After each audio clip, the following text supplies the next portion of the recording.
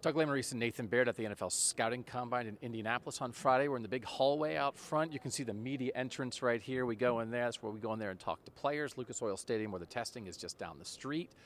Big thing on Friday, Nathan. We talked to C.J. Stroud and Jaxon Smith-Njigba, and we had not talked to Jaxon Smith-Njigba for a long time. He's getting ready for what's next, but you wanted to ask about what happened because this guy basically missed his entire final season at Ohio State. Yeah, we never talked to Jaxon again this season once the injury happened against Notre Dame. And one of the pressing questions I had was, do you wish you had handled things differently, or do you wish you'd approach that differently? If you could go back, maybe don't try to come back as quick. Or then are you able to play late in the season? He said definitely.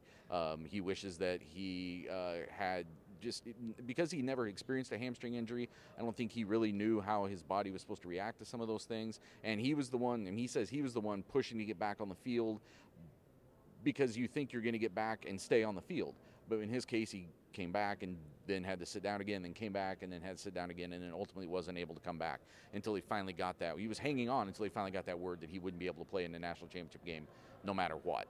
So I think if he could do it over again, maybe you shut down for the first half of the year, reassess things at mid-season. But that's an easy thing to look at in retrospect. At the time, you think you're coming back to get your whole season back. As it turns out, he just didn't have a season. And if they'd had him, what does he think would have happened?